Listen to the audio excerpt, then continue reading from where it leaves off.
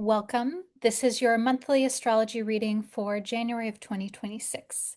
My name is Shawna McGrath. I'm a depth psychotherapist and an astrologer, and it's my honor to be here with you to share this space with you, and I'm so happy that you're here.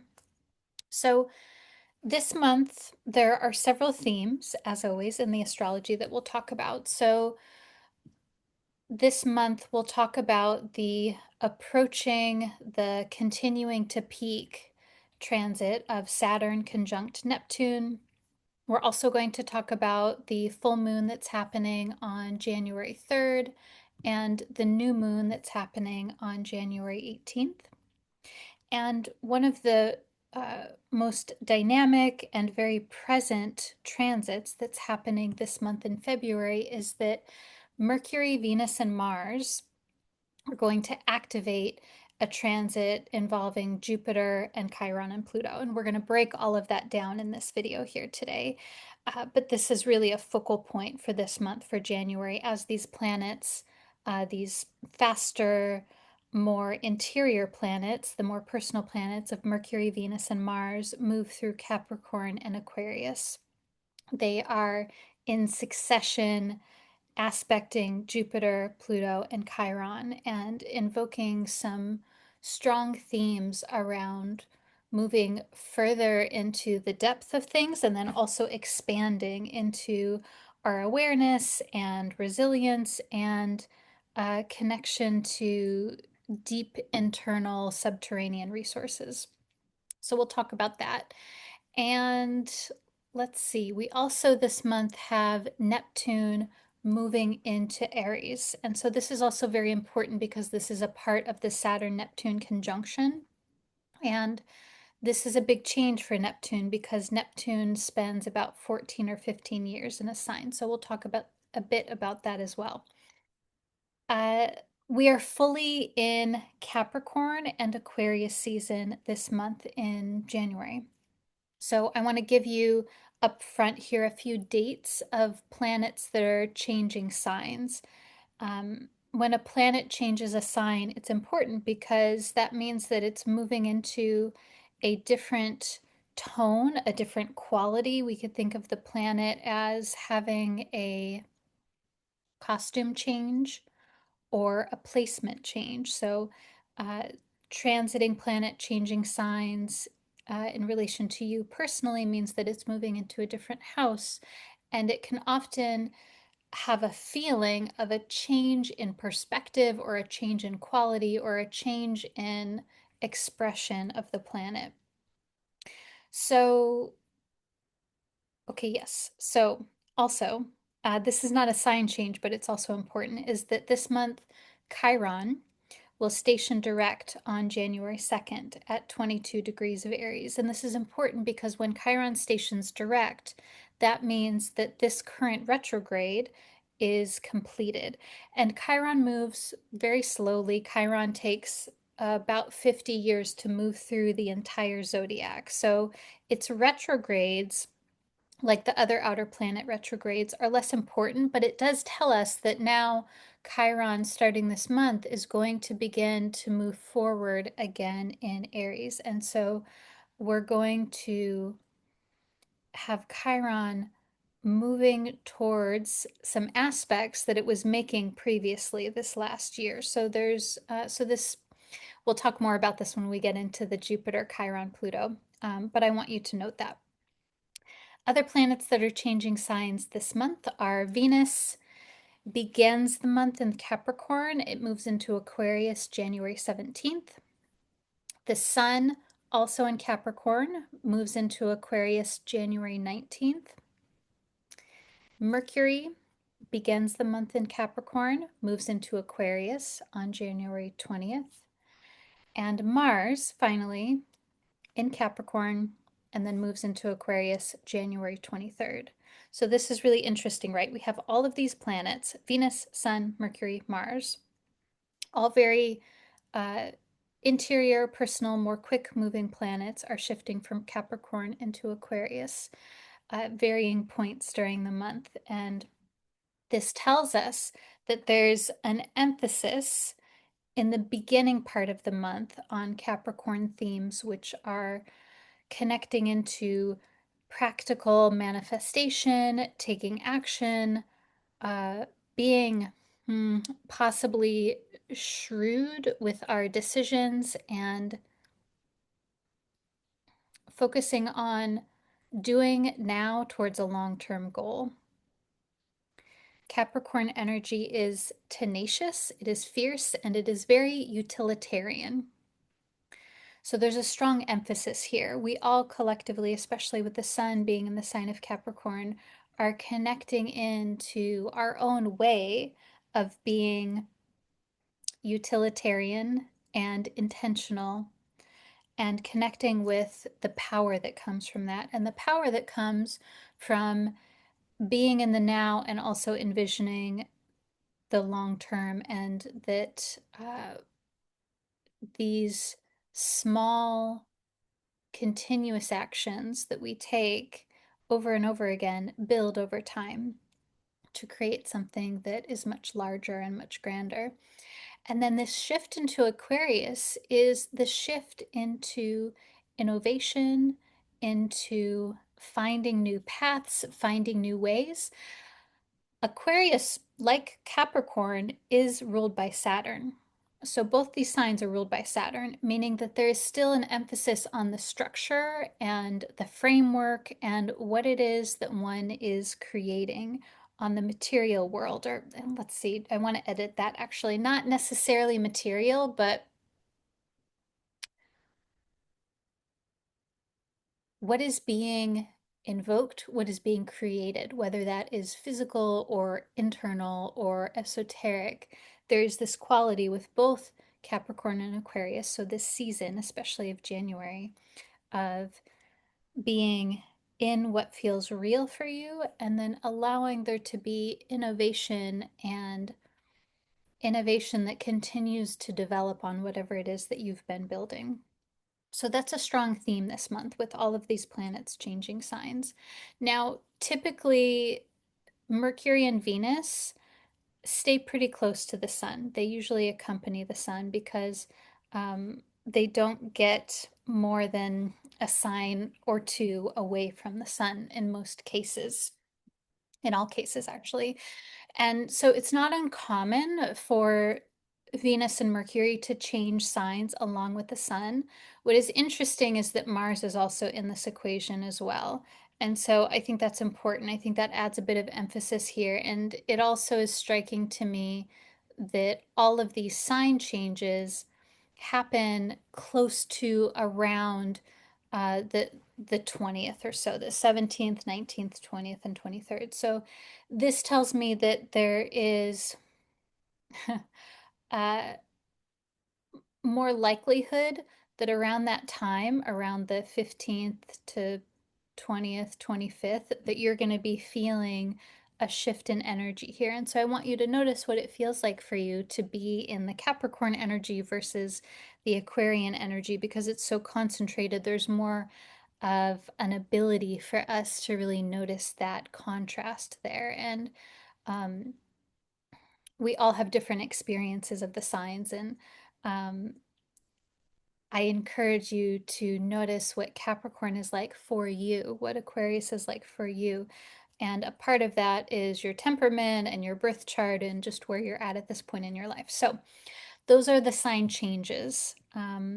What I want to talk to you about next is the Saturn-Neptune conjunction. So this month, we're going to do something different where I'm going to pull a card for each astrological transit. So I'm using a few different decks here, and I might be shuffling a bit and playing with the cards as I'm talking here. But so Saturn-Neptune conjunction overall is in effect from 2025 to 2027. This is a long-term transit. And this is because in archetypal astrology, we use very wide orbs. An orb is the measurement of distance by degree, where a planet gets close or not. And so for the conjunction, we use a 15-degree orb. So that's pretty wide. And we do that because these are collective world transits.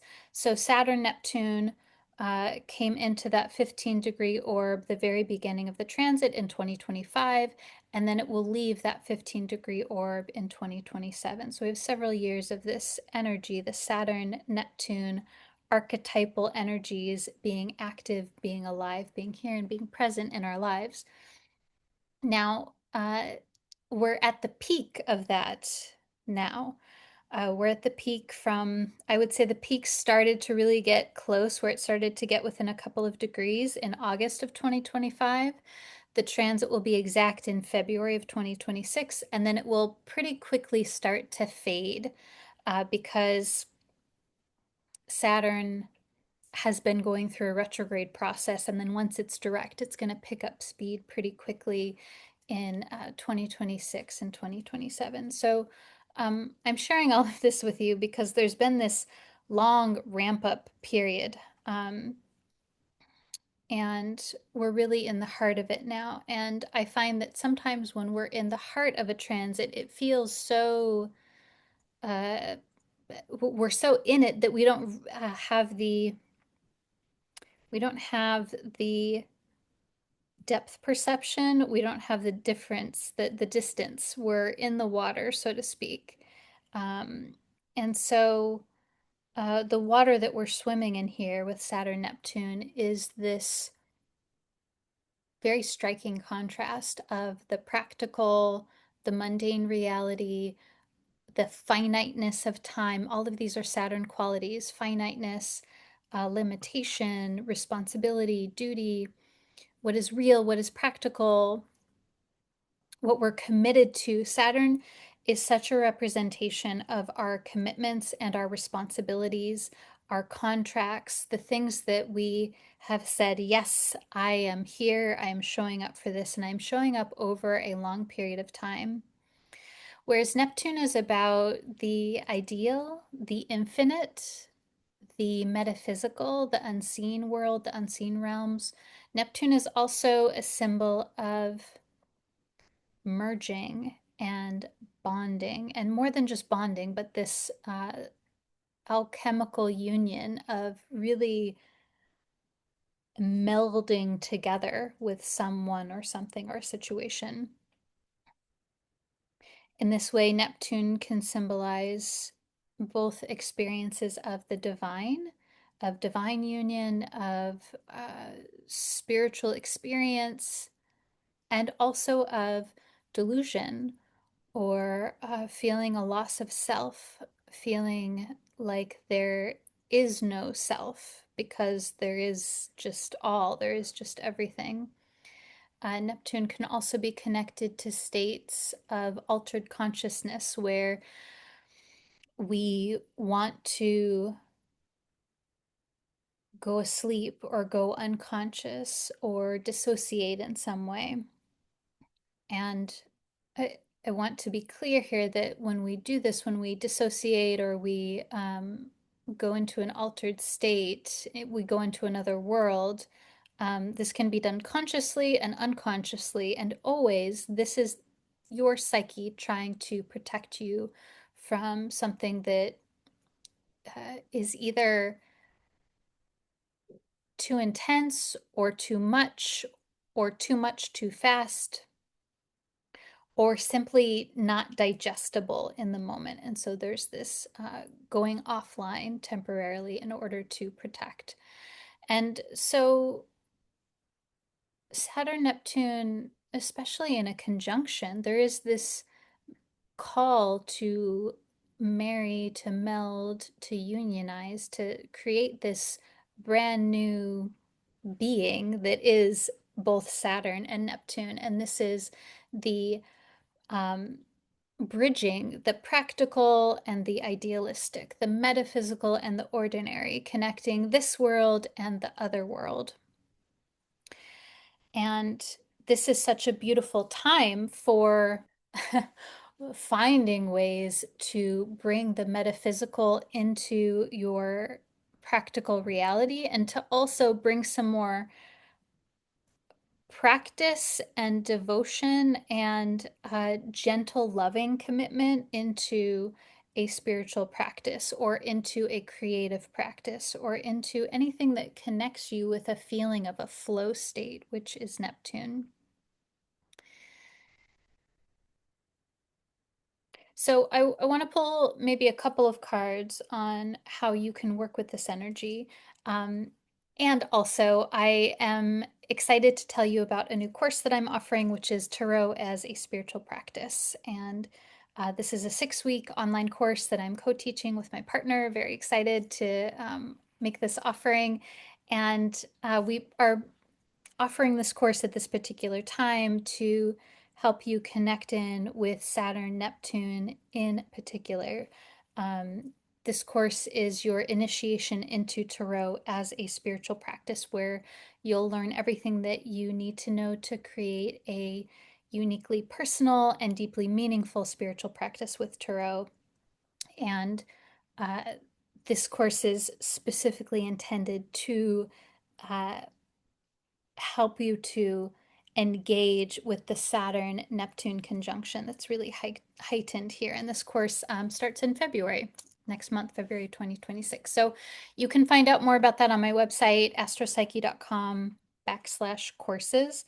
But I wanted to let you know about that here because this transit is such a beautiful time to do these things where there is something that feels like it's a practice for you and where you are connecting in with the symbolic, with the metaphysical, with your dreams, with your ancestors, with your spirit guides, whatever it is that you are called to. I really encourage you to engage with that because that gives a place for both Saturn and Neptune to fully express and live and continue to really blossom in your life, especially now during this peak.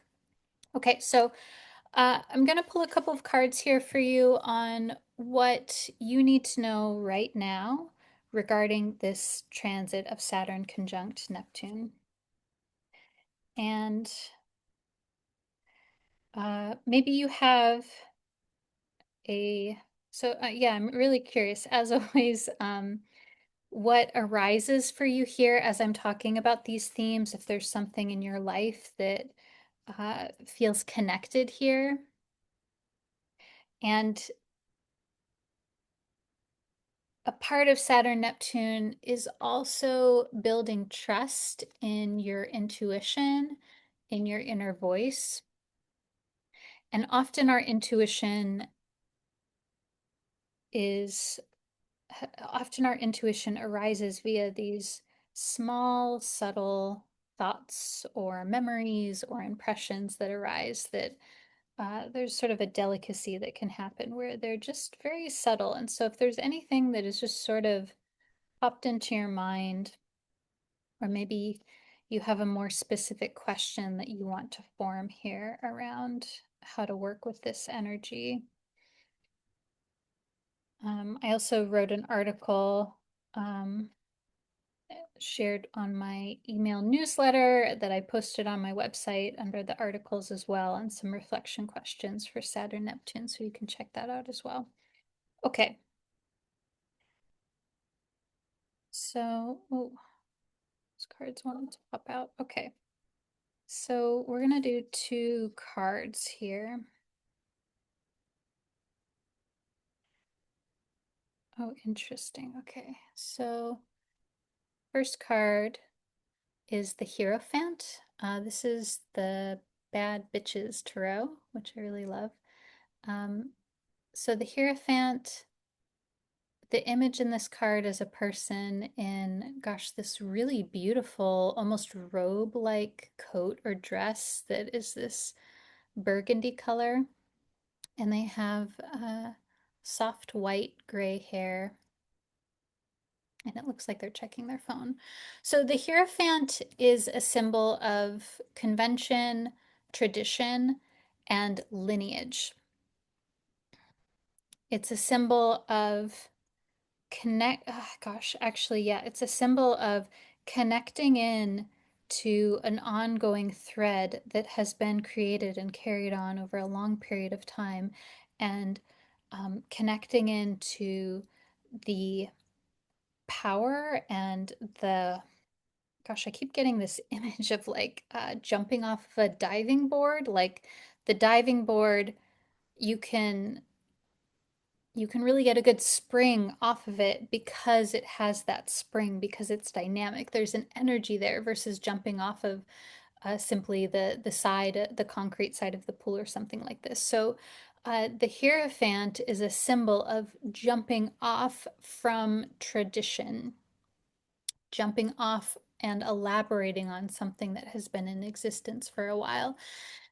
And I think this is Saturn. And um, so, for example, a part of my lineage as a depth psychotherapist is my own therapist trained in depth psychotherapy, and also the psychotherapists who have written and studied over the last many years, such as James Hillman and Carl Jung and even Freud and um, Aristotle, if we're going to go back that far. These figures each made a contribution to what I practice now, which is depth psychology. And so I am always connecting into that thread, into that line, but I'm also bringing my own uh, personal innovation to that. And that feels really important here with Saturn-Neptune being this connecting into your lineage. And this may be for you your biological lineage. It might be a lineage of something that interests you.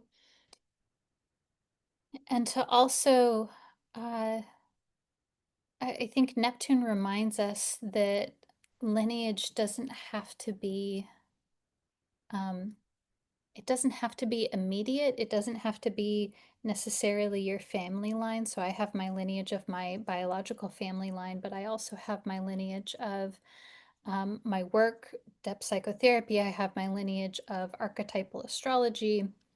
I have my lineage of my spiritual practice, and then I have also the thing that I bring to that. And so I think this is also a part of it here is what do you bring here? What wants to emerge through you? How are you a part of something bigger and broader?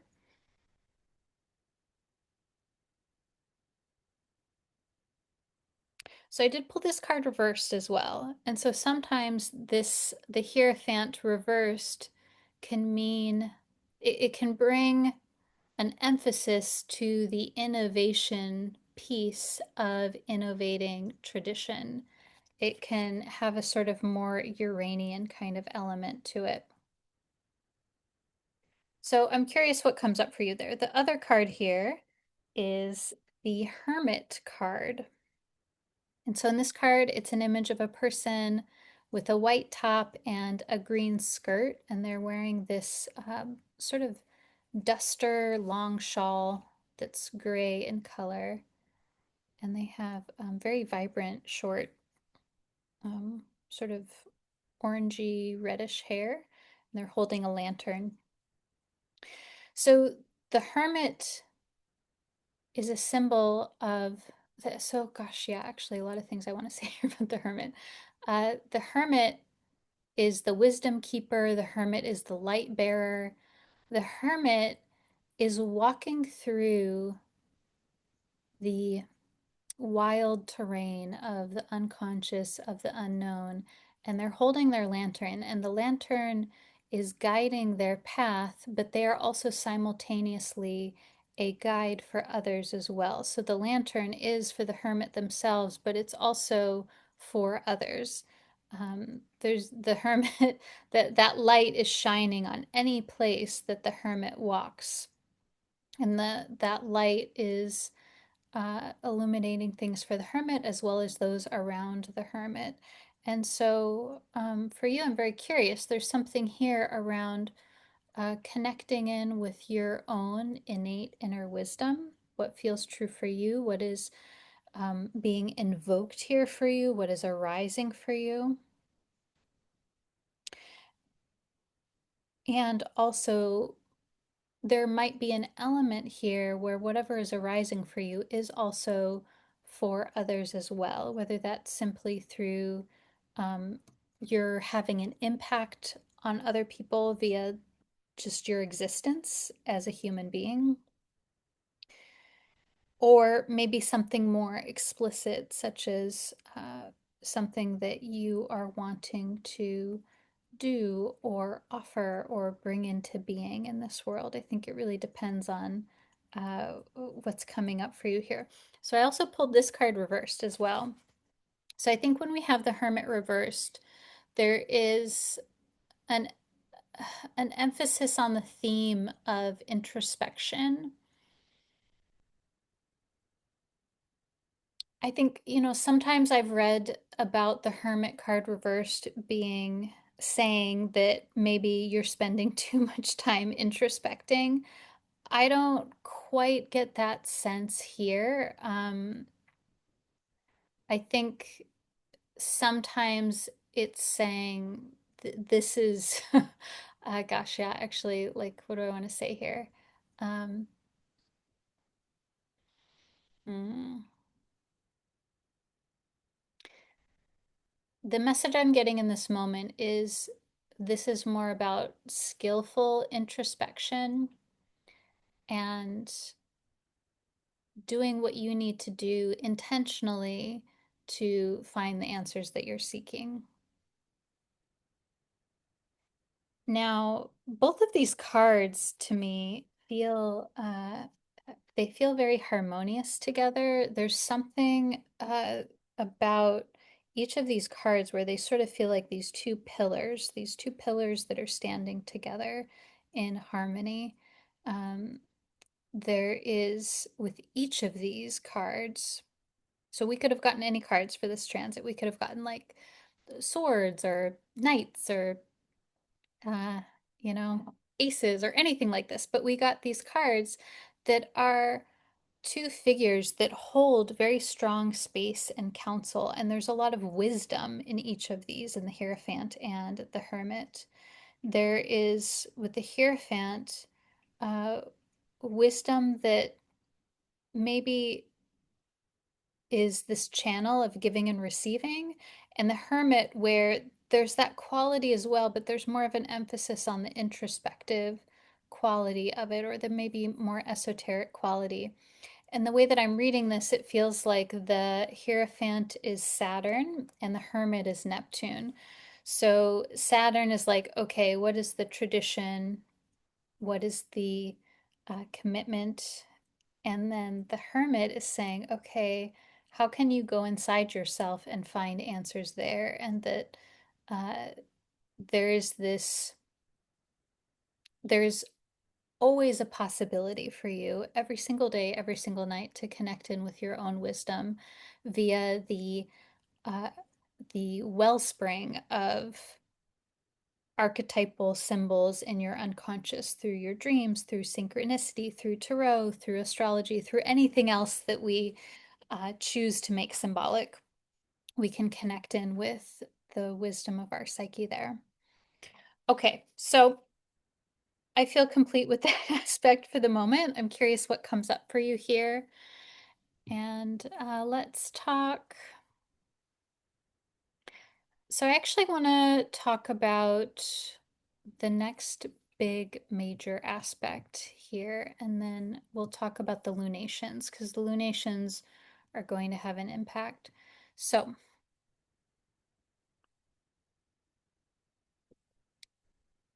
we've talked a bit in previous months about how Jupiter is beginning to make an opposition to Pluto.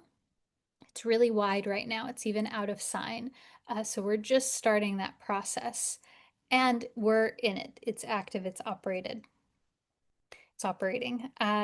So Jupiter is opposite Pluto, and Chiron is creating a T-square to this. So we have at the moment, and I'm sharing my screen here for those of you that can see it. We have at the moment Jupiter in Cancer, so it's down here towards the bottom of the chart. And we have Pluto in Aquarius here towards the top of the chart. And then we have Chiron here at Aries on the left side. So at the moment, Jupiter is at 21 Cancer, Pluto's at 2 degrees Aquarius, and Chiron is at 22 of Aries. So the Chiron-Jupiter square is the most alive and the most active, but it's also drawing Pluto into the equation at the moment. So it's creating this, if we were to draw lines from Pluto to Jupiter and then to Chiron, it would draw this T shape, which is why we call it a T-square. And so this transit started to become active and alive in August of 2025. So in archetypal astrology, for the squares, or for the oppositions, we do use that 15-degree orb. So Jupiter-Pluto started to come into that orb in August of 2025, and it'll be there until September of 2026. So we're moving towards the intensity of that. And the combination of Jupiter-Pluto has several themes. So Jupiter and Pluto together as an aspect are a symbol of accumulation of resources. When I say resources, I don't just mean financial or material. I mean all manner of resources, uh, physical, emotional, intellectual, psychic, uh, resources at a very core level, the things that we need in order to survive, in order to flourish, in order to live. This is Jupiter-Pluto. It's also a symbol of power and connecting with one's inner resources, especially via spiritual or metaphysical or going really deep into something. Jupiter-Pluto is a symbol of digging deep to find the truth. It's a symbol of underworld journeys and seeking unfiltered wisdom. Jupiter is wisdom. Pluto is the raw, real bottom line. What is real? What is true? What is the core of something? Jupiter-Pluto is a symbol of connecting into the deep well of potential, going really deep and having a ferocious investigation for what is actually possible. With Jupiter-Pluto, there's a hunger for more. There's a hunger for discovery. There's a hunger for investigation. There's a hunger for learning. Jupiter-Pluto is also a symbol of massive renewable energy, that the deeper we go with something, the more we confront or are truly honest, the more that we look at the unconscious or the more that we work with states of shame or the hidden parts of self, the more we collect back parts of ourselves, which brings a quality of renewal and vitality and a sense of feeling here. There's a lot of power in that. Jupiter, Pluto, especially so to bring in the Chiron piece of this, this combination of Jupiter, Chiron, Pluto can also symbolize experiences where we tend to experiences of abandonment, shame, power struggles, experiences of archetypal engulfment, losses of power, Uh, in shamanic traditions, we would call this soul loss, feelings that there are parts of self that have been exiled in some way. And the process of realizing that, waking up to that, and collecting back those soul parts, reclaiming one's inner and innate sense of worthiness. This is also very much Jupiter-Pluto. And so right now, the Jupiter opposite Pluto is at about an 11-degree orb. So it's here, it's present, but we're not quite at the peak yet. But what's happening this month is that the Sun, Venus, and Mercury and Mars are going through the part of the sky that activates this aspect of Jupiter, Chiron, Pluto. And so it these planets moving through this place invigorate this aspect, bring it more alive. They turn up the heat on the pot of water, so to speak. And let's see, what else do I want to say about this? We're going to pull some cards for this here too. Yeah, so the other piece that I want to say about this is um, nothing happens in a vacuum.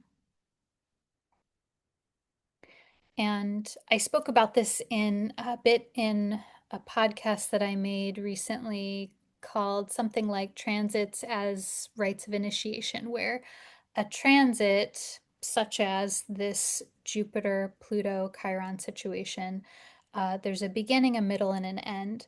And the middle, the peak, when it's exact, when Jupiter is exactly opposite Pluto, this is the middle part of the story, but we really want to look at the context of the beginning and then also the end to see the whole arc of the meaning of what this transit means for you. And often we can look at, okay, what's happening now, and we can start to get a feeling for what's arising, what's coming down the pike, and what is, this is really the way that I see transits.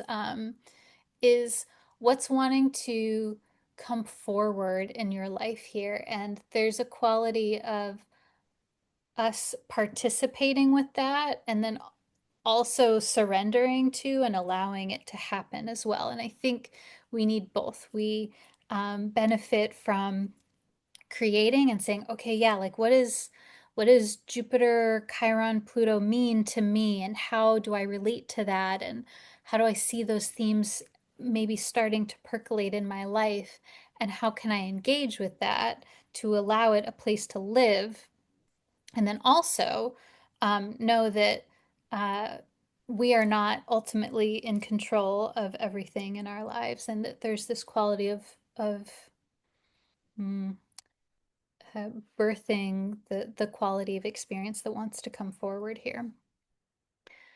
Okay, so I'm gonna pull some card, yeah, from this deck. Okay, that feels good. So other things that I want to share with you about Jupiter-Pluto is that any planets that are making an aspect, they have a cycle. And the cycle is going to be a different number of years based on how quickly those planets move. So the Jupiter-Pluto cycle is about 12 and a half years long. So this is because, and so actually let me pause here. So when I say that, I mean from one conjunction of Jupiter and Pluto to the next conjunction of Jupiter-Pluto is about 12 and a half years. And so a part of this, the way that this happens is because Pluto moves really, really slow. Jupiter takes about 12 years to go around the zodiac. So Jupiter goes around the zodiac, it's eventually going to conjunct Pluto, and that happens about every 12 and a half years. So right now, we're at the culmination point of one of these cycles because this is the opposition. So we're moving towards the peak of culmination with, so the last Jupiter conjunct Pluto, the current cycle that we're in, began in 2020, 2021. So the conjunction was from about January of 2020 to February of 2021. So that's the beginning. And I share that with you because what's happening now, this opposition that we're in, which is essentially from August of 2025 to September of 2026, this is part of a larger cycle. And it's a culmination of events that began in 2020 and 2021. I think we could take that certainly collectively. And also, yeah, I'm curious. Um, oh, let's see. Yeah, I'm curious what seeds were planted then for you that are coming more into full force and full manifestation here. I think a lot of times too, when we have a conjunction, or sorry, when we have a opposition of planets, there can be this feeling of trying to marry two things that feel very different. They feel in opposition with one another, and there can be more of a tension. The thing, though, is that often with an opposition, there is a shared quality. There is something that you can find in common. And I think that when we're talking about Jupiter and Pluto, there's a strong theme of power, resources, and what I'll call, what do I want to call this? Power, resources, and inner knowing, inner wisdom, your ability to tune in to the essence of something. Uh, there's a quality of knowledge and wisdom, I think, in each of these in a different kind of way. Let's see. And then, of course, Chiron to this adds the element of healing and also reclaiming something. I think a big part of Chiron's symbolism has to do with themes of an abandonment, either abandonment that happened via an actual literal relationship or abandonment of self, and how we recollect parts of ourselves, how we go through these psychological underworld journeys to do so sometimes, and that there's great power in that. Now, I'm going to pull some cards for us here, and I want to say that let's see, what else do I want to say about this? Yeah, there's a little more that wants to come through here. Yes, okay. So we have in succession. So I'm going to share the chart here for those of you that are able to see it. So we have in Capricorn, Mars, Sun, Venus, Mercury.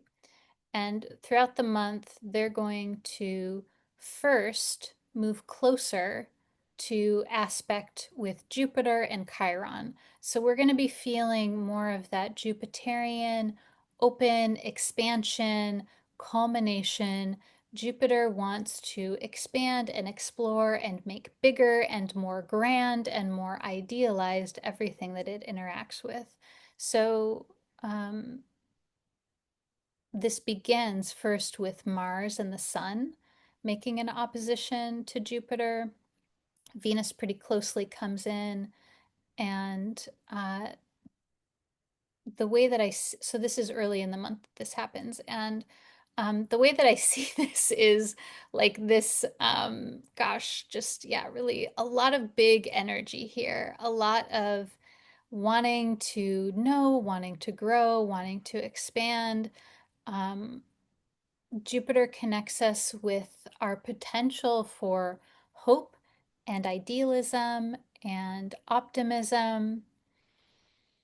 and opportunity, our ability to see and perceive opportunity.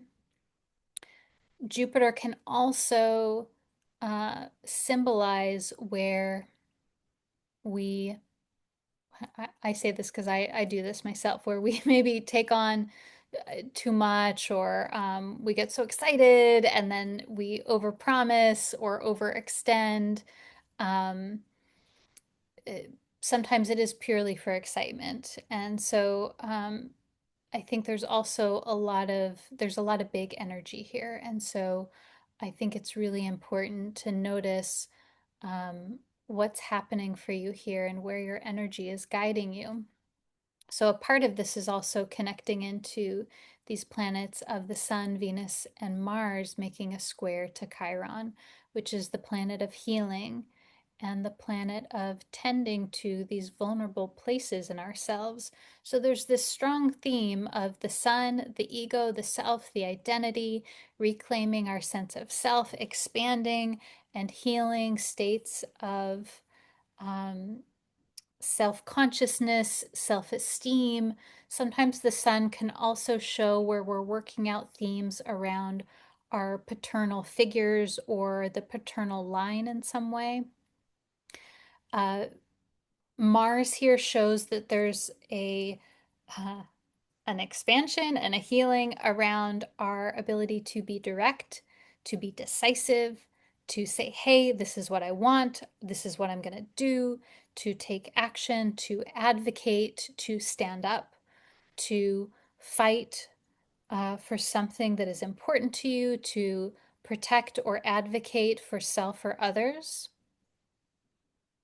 And then Venus here being the relational component. I really like Venus being in this mix because it brings some relational and what might be a bit of soothing and calming to the Sun and Mars here, which can be pretty dynamic and fiery and a bit sharp in some ways. And so, um, yeah, I really want to emphasize when we have several planets here like this, when we have more than three planets in one place at a time, this is called a stellium, and this means there's a lot of interconnected energy. It's very alive, it's very hot, and in this case, there's a lot that's happening around your sense of self, sun, your ability to be direct and decisive and to set boundaries, Mars, and the relational field, Venus.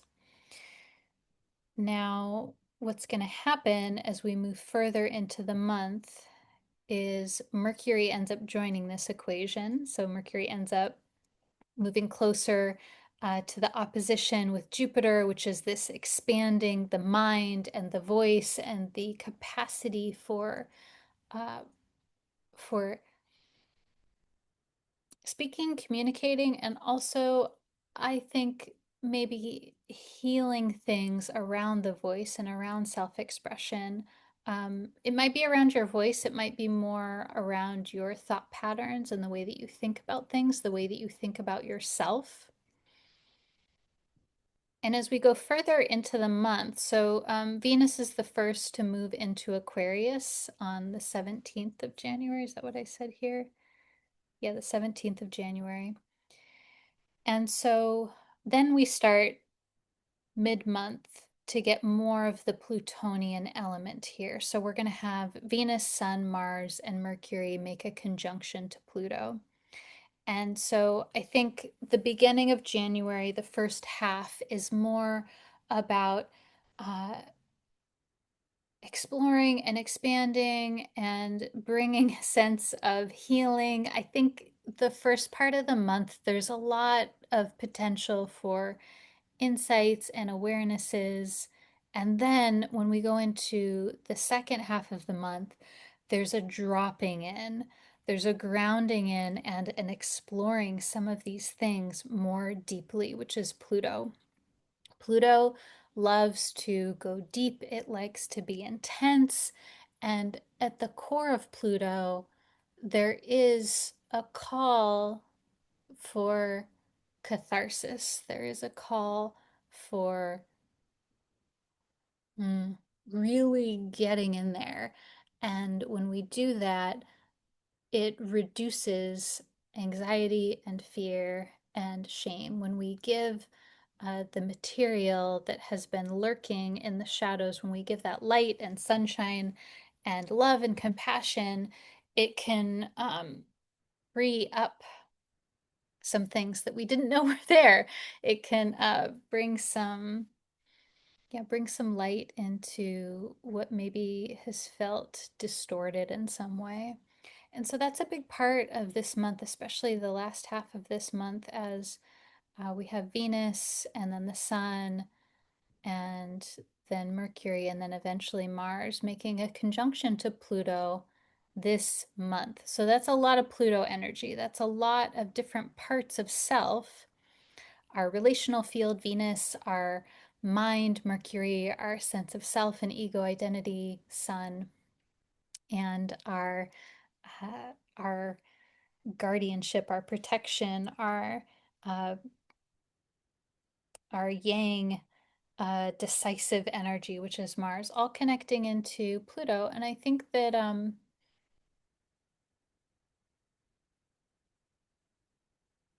yeah, Pluto is a symbol of the unconscious, the underworld, and also transformational healing, where there can be an experience or an insight that opens us up to new potential and that is deeply meaningful and deeply healing. Okay, so let's pull some cards on that aspect, and then I want to share with you about the lunations that are connecting in there. As always, I'm curious what's coming up for you here. Um, I realize this is a bit of a tense topic, a tense aspect, but that is Pluto. And these planets are activating this aspect of Jupiter, Chiron, Pluto, with the focal point being Pluto, because all of these inner planets, Mercury, Sun, Venus, Mars, they're all making a conjunction to Pluto. So Pluto is the entry point in a way. Or actually, I don't know, Pluto's, it's like the gate, so to speak. There's something here really important with Pluto. Okay, so, um, hmm, yeah, if there's something here that some situation or question that you have, I invite you to bring that in. And for all of us, I would love to know what you most need to know at this moment regarding this transit of Jupiter, Chiron, Pluto this month. What's most important for you to know?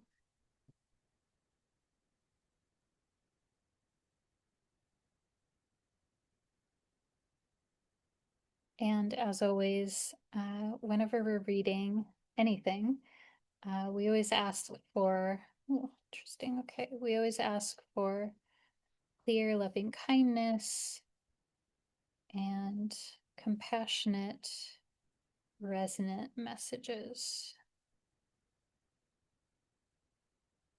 So I'm feeling called to pull 3 cards for this aspect. If you like, you can pick one card to be special for you.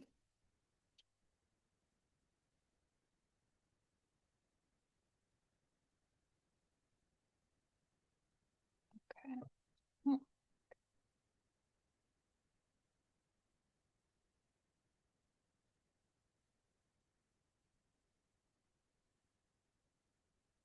Hmm.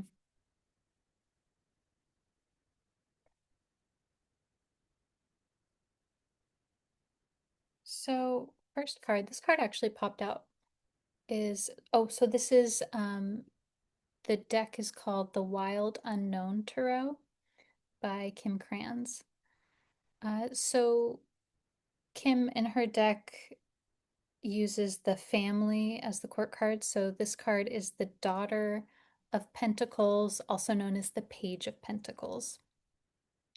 And the image here is of a young deer that has these really adorable speckled white spots on its body.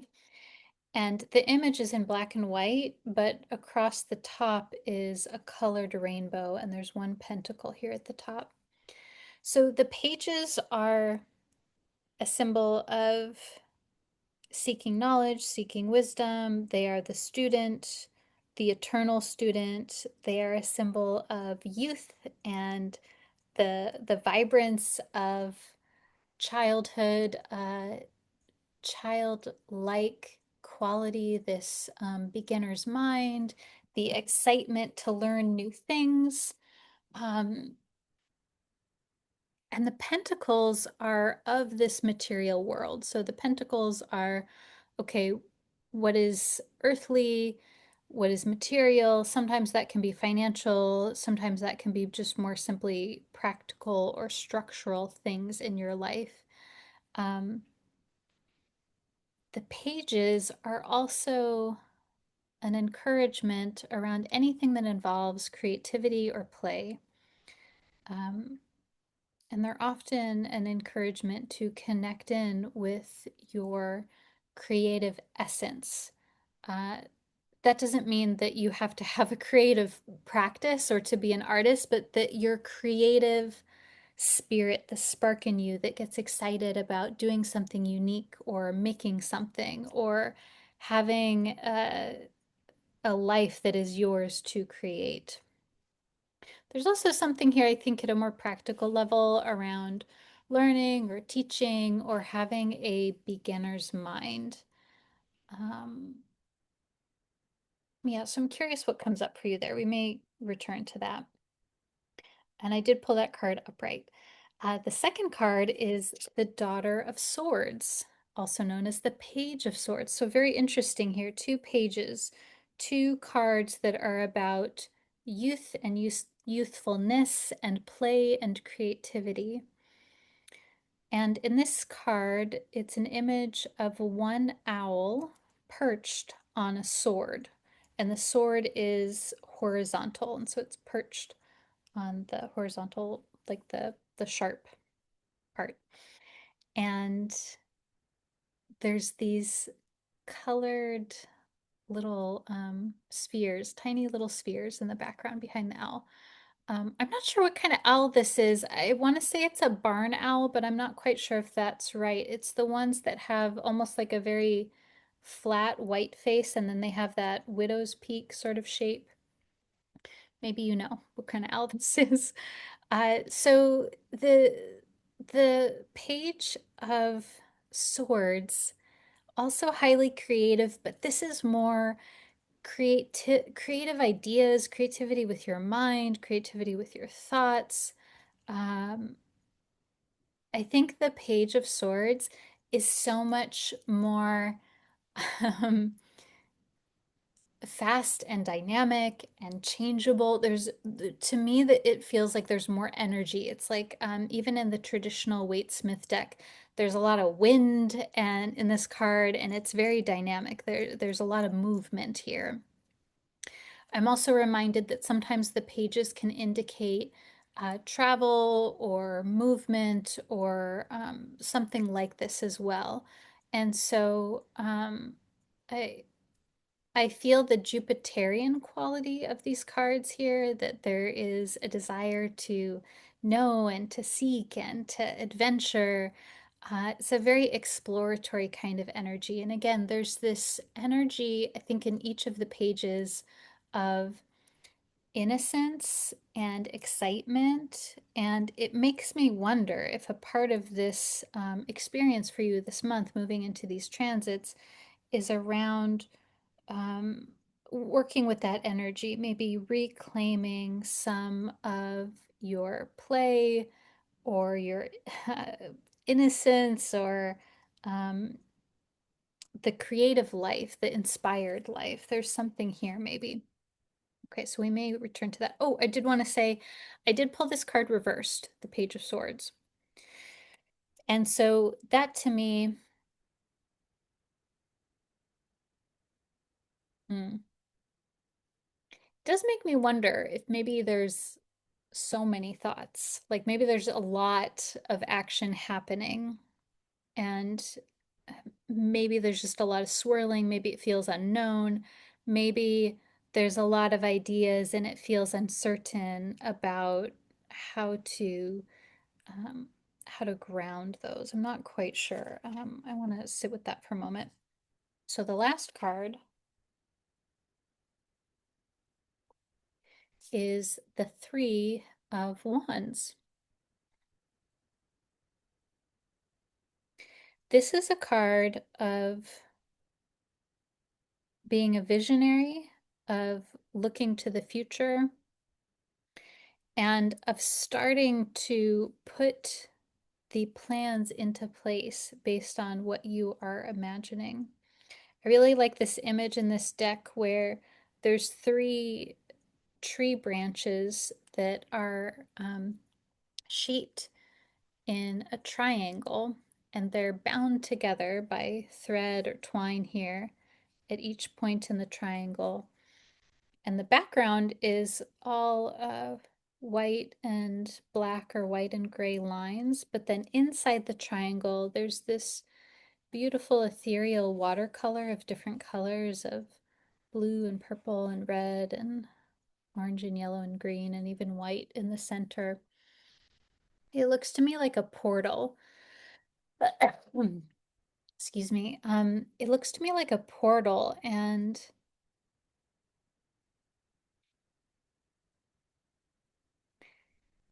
yeah, I'm having some, I'm pausing here because I'm having some personal associations, and I'm wanting to get clarity on how to translate this for you. So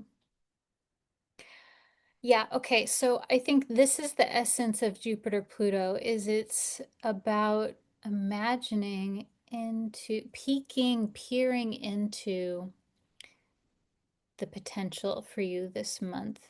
Um, this month is about peering into what's possible, what I think when we work with archetypal energy or we work with tarot or dreams or astrology, it can help to open up greater possibilities, because when we're looking at an archetype, it has unending interpretations. Archetypes are limitless, they're always evolving because um, archetypes are manifested through our lived experience, and we are always changing and evolving. Culture is always changing and evolving, and so there's always a different representation of an archetype. And so I think that a part of what Jupiter Pluto is for you is peering into the fuller potential of what is possible for you, what is possible to expand and have greater possibility and openness and hope. And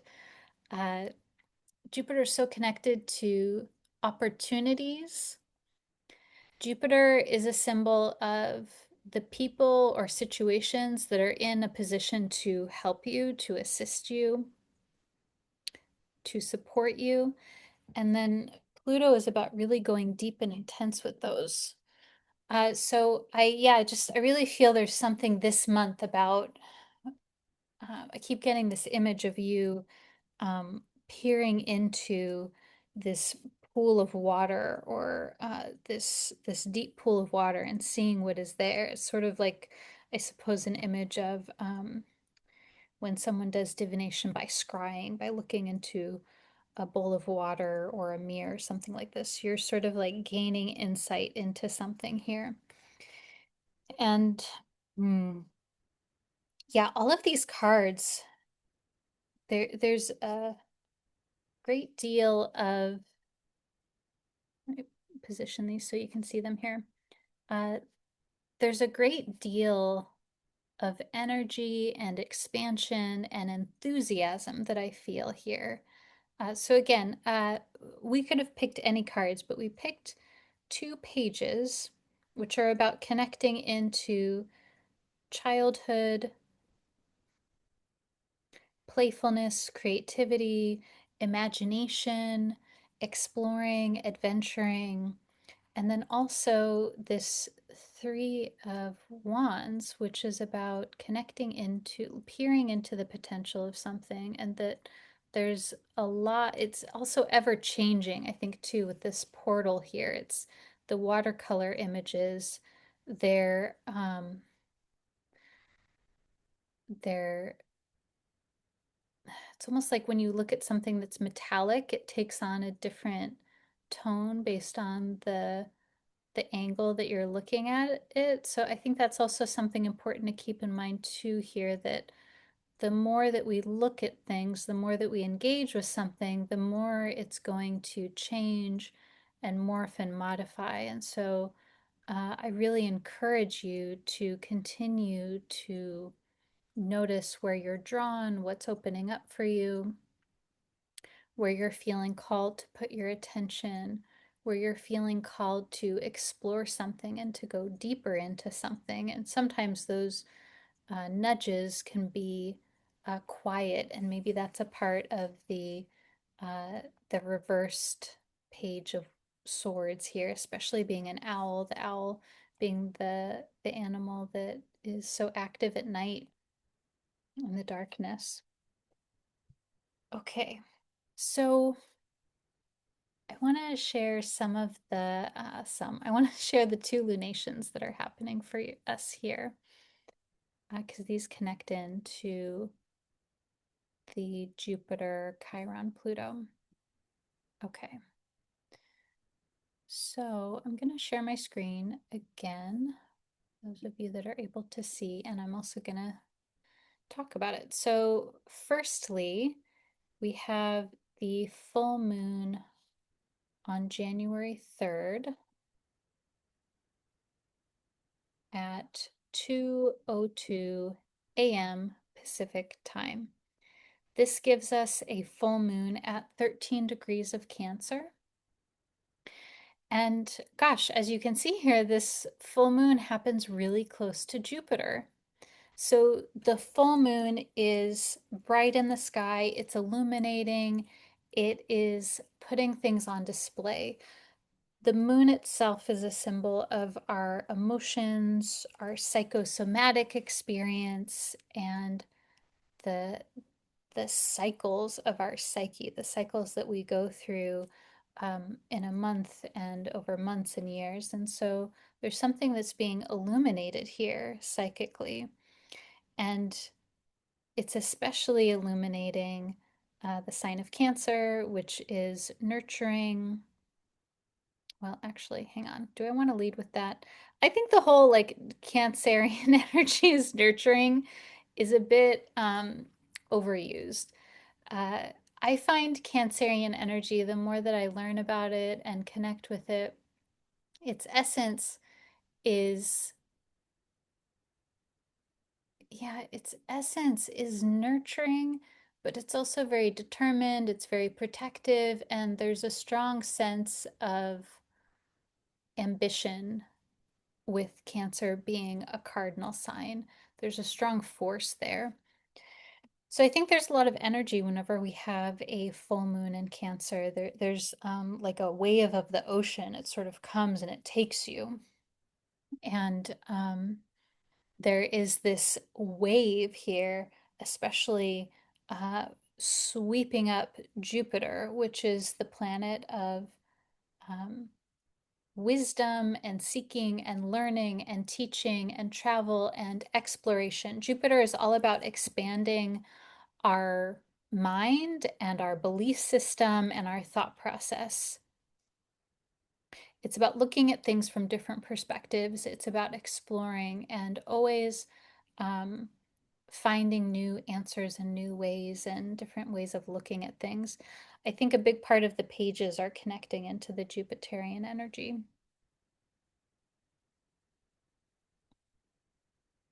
So this full moon is opposite Mercury, Venus, of course, the sun, and also Mars. And so it is in opposition to the mind, the thought process, communication, the relational field, and also our desire to be direct and to advocate. And so there's a bit of working through the opposites here. I think the full moon conjunct Jupiter is really putting a lot of emphasis on, okay, what are you learning? What are you seeking? What knowledge and belief systems are coming forward for you here? What's being revealed to you here? And then with Mars, Venus, and Mercury being so close to the sun, all of these planets are not visible to our eye in the sky at this point because they're so close to the sun. So there's also this quality of many parts of self being more internal or introspective, or things are happening behind the scenes. So even though it's a full moon where there tends to be more extroverted external energy, which I think is the case, I think there's also a lot that's happening here behind the scenes during this full moon on January 3rd. And I think this lends itself as well to all of these planets moving closer and closer to Pluto. So there's, yeah, I think, again, a lot of potential for big feelings and big awarenesses and big insights, and that there might be a quality of this feeling extroverted, but also that there's a lot that's percolating behind the scenes as well. And so I encourage you to make space for that, to notice what's coming up for you, to allow space to process and contemplate and integrate what is arising, because my sense is that things are gonna shape shift a bit throughout the month. Um, Everything is not quite not that it's not as it seems, but there's this integration process, I think, that happens through the month that gives whatever it is that's coming up for you, that gives it a more refined quality so that you can understand it better. And then we have our new moon on January 18th. And so that happens at 11:51 a.m. Pacific time. And that gives us a new moon in Capricorn at 28 degrees of Capricorn. So this is a very different energy.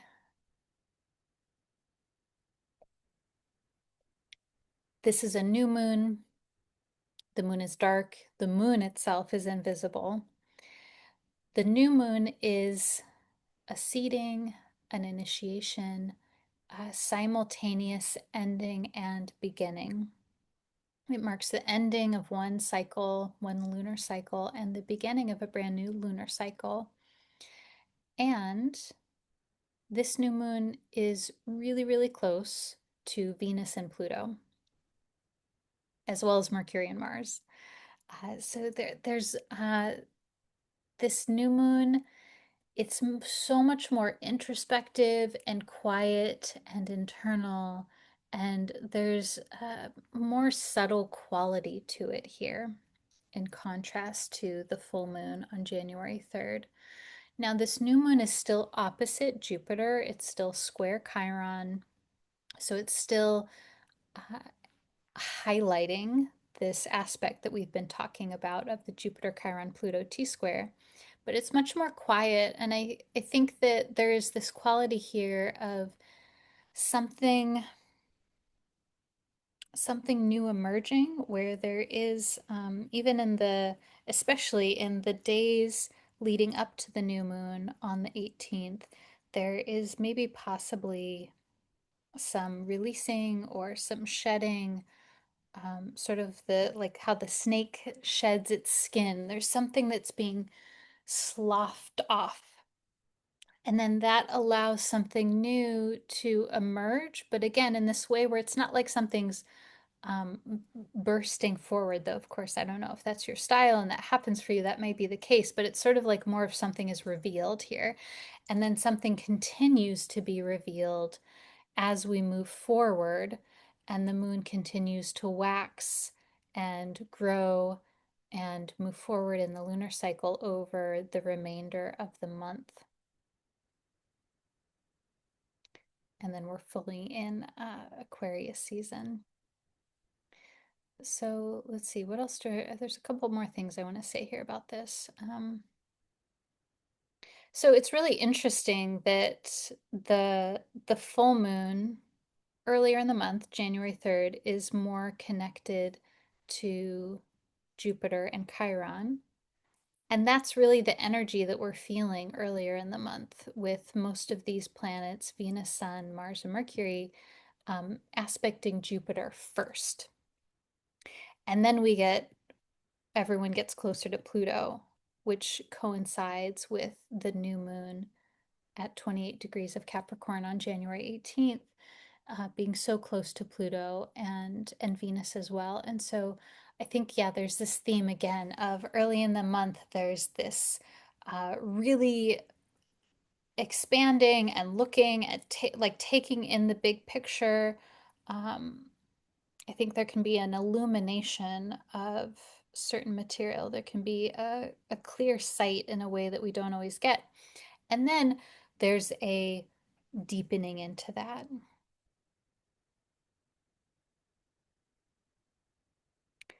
Okay, so I want to pull a couple more cards for you here to wrap things up. We pulled a lot of cards today, so I wanted to do that today. Let's see, there's a couple more decks here that I have. Okay,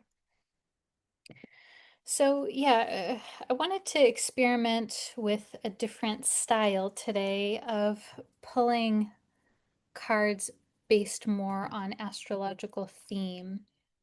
And so I'm curious how this was for you. Tell me how you like it, etc.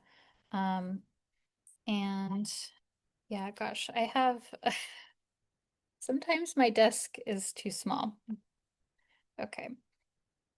So, okay, yeah, I know what I want to do now. So, what I'd like to do with you here is pull three cards as an overall uh, guidance and any messages that want to come through for you here. And um, if you're not already, I invite you to get into a place that feels comfortable for you, um, seated, standing, laying, um, movement, stillness, whatever feels good. And you may wish to invite in the presence of your spiritual guidance team, ancestors. Um, as always, we ask only for our helpful, compassionate, benevolent ancestors to be here. And any other figures or beings who, again, are compassionate, loving, and helping, and you have a relationship with, we ask that they are here with us now to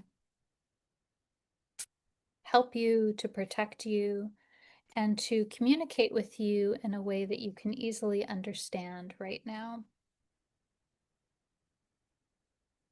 We are so very grateful for their presence here.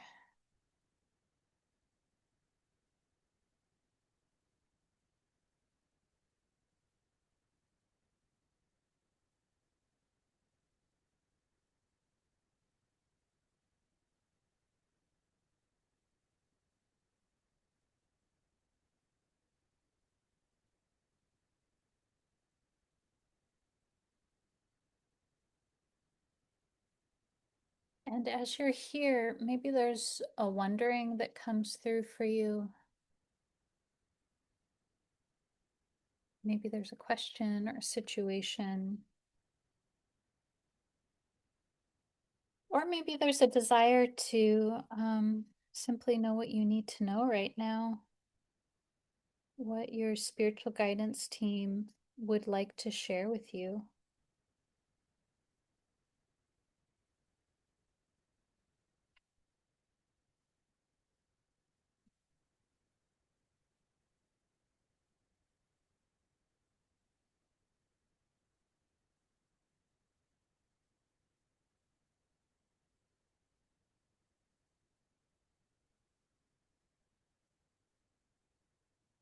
And as you're here again, noticing any subtle impressions that come up, any thoughts or images, or even physical sensations that arise. Anything also that's happening around you that strikes you.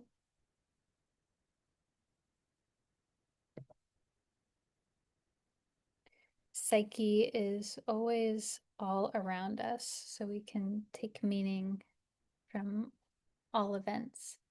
Okay, so 3 different cards from 3 different decks. I know that sounds like a lot, but I was just feeling it. Just felt like doing that at this moment. Okay, so first card is the Ace of Pentacles. What a beautiful card here. This is from a flower deck that I have. I can't remember the name of it right now. But in this image, there is a picture of this vine with a flower and a pentacle in the middle. It's a hibiscus flower and it's yellow.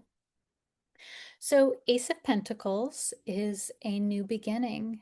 It's very much like the new moon, where the new beginning, we don't see it. It's not quite here yet. We have this little faint, subtle inkling.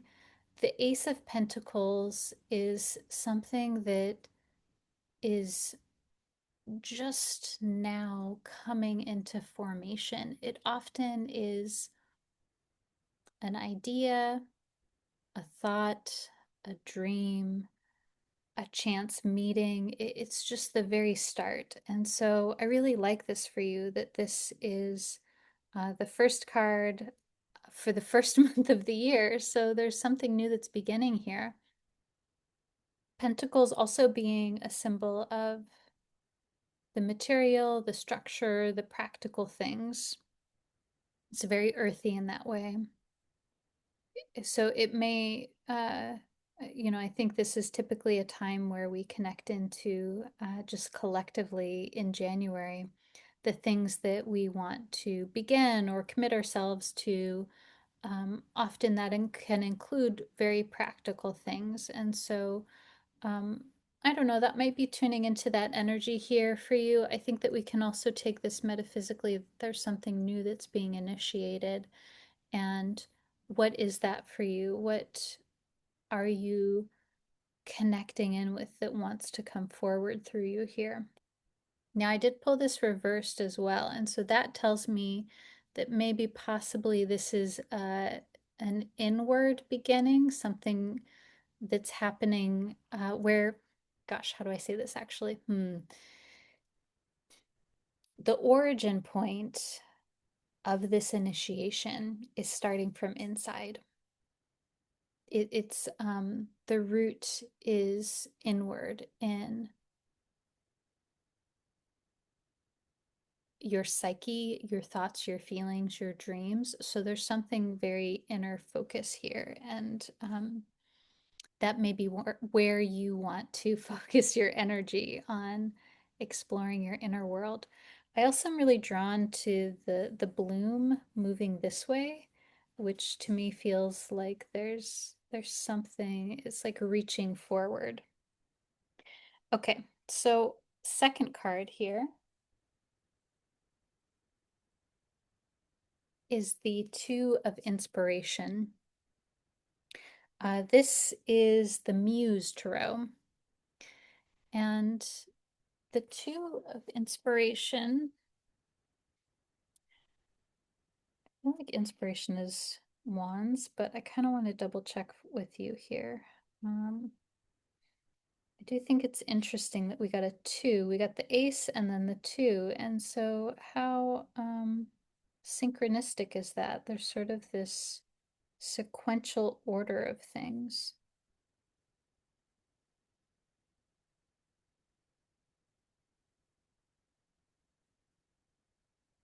Okay, yeah. So the inspiration is the wands. So this is, thank you for letting me check. So this is the Two of Wands. And Two of Wands, Two of Inspiration is about envisioning the future. it is a symbol of looking forward with with a wide perspective and an explorer's spirit. In this card in particular, there's a person who is sort of perched inside an orange orb, and they're looking out, and they have a telescope in front of them as well. Um, so this is about looking to the future, looking to the potential. This Ace of Pentacles and the Two of Inspiration, I think there's really this theme here for you around uh, planning, envisioning, looking forward. It um, feels very hopeful and inspired. Like I think there's a lot that you're excited about, and I think there's a lot to be excited about. I feel this sort of planning quality here. Okay, and the third card is the King of Cups. This is from the Rose Tarot. And so the kings in general tend to be symbols of having an impact, having influence, and being a steward or a guardian of what it is that you have to offer and what it is that you are um, contributing in your immediate circle, and then also maybe outside of that as well. I think that also the kings as the final card in any one suit can also have this quality of culmination and achievement and psychological development or psychological maturity, where we get to the end of one cycle and then we go back to the beginning, the ace. And we do this over and over again. We're never really at the end, but there can be um, feelings of completion sometimes. Now, this is the King of Cups, which is the cups are a symbol of relationships and emotions. And the King of Cups is often a symbol of emotional maturity, emotional development, being in touch with one's own feelings, especially feelings that are tender or vulnerable. Cups are also a symbol of our intuition or our psychic abilities, our capacity for attunement and compassion. And so there's something here around, uh, around really owning and holding space for your feelings and your relational capacity as well. Whether that is something that is happening internally for you, or it's something that's going to be or is offered out to others, there's something here around really um, owning and making space for your emotional and relational experience. Now, I pulled this card reversed, and so the way that I'm reading this all together. So actually, let me pause. Hang on, before I tell you the way that I'm reading this is uh, the King of Cups reversed. I think can tell us that there is a process that's happening. That's maybe we're in a process of continuing to mature or refine our connection to the emotional world or to the relational world. There's something here that's being sorted out, maybe possibly via um, your your attachment style, the way that you bond and connect with other people. Maybe there's something that's being sorted out more intrapsychically via how you relate to your emotional world, how you experience emotions, how you allow emotions.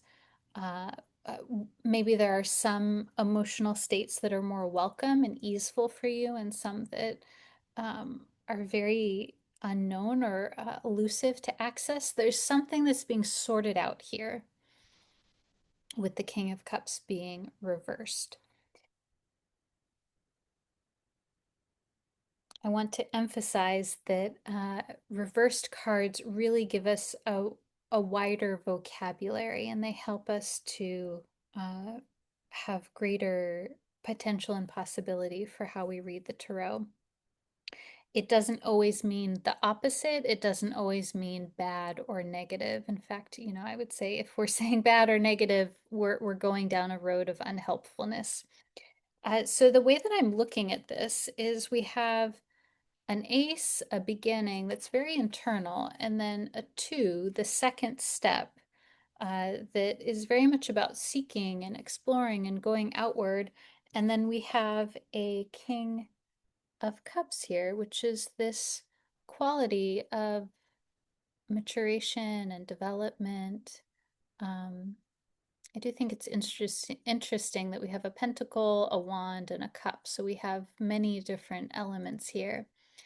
Uh, my senses, so King of Cups is reversed. So my sense is there's something subterranean that's happening for you here. There is uh, something new that's being initiated, explored, and then coming into further development, being further fleshed out. There's something that's being psychologically developed here. There's something that is coming more into your consciousness, and that is beginning at the beginning of this month, and then it's going to continue over the course of the month. And I really feel that flow as well when we're talking about the emphasis being on Jupiter and Chiron at the beginning, and then the deepening into the Pluto. So that is your reading for this month. I am so grateful to have you here, to have be able to share this with you. And I again want to share that I'm really excited about this tarot course that we are teaching next month in January. We begin on February 22nd, teaching this course called Tarot as a Spiritual Practice. And um, in next month's reading in February, we'll talk more about the Saturn-Neptune conjunction, as that'll be exact next week, really being at the peak. And um, yeah, just want to again emphasize that this is an excellent time to learn more about the tarot and to deepen into your spiritual practice. I think always these things are helpful and important to deepen into your sense of introspection and your spiritual practice. I think there's so much that it can do for us. Um, and especially now to really anchor into the wave of this transit as it's coming in that uh, is symbolized by merging the metaphysical with the ordinary reality. And yeah, we're excited to share with you the practices and the concepts that we have found to be deeply meaningful in our own lives to cultivate a sacred practice for the everyday life, and especially even in the most tumultuous of times. So we would absolutely love for you to join us at Tarot as a spiritual practice. It'll be a fun and enriching experience to learn the Tarot both psychologically as well as spiritually. And yeah, to connect with these archetypal themes of Saturn and Neptune in practice, to really connect with each of those as we move through this transit. So again, you can find out more about that on my website, theastropsyche.com/courses. And I am wishing you a wonderful month. Thank you so much for being here with me. Sending you lots of love and wishes of ease and safety and harmony in this month and the next year ahead.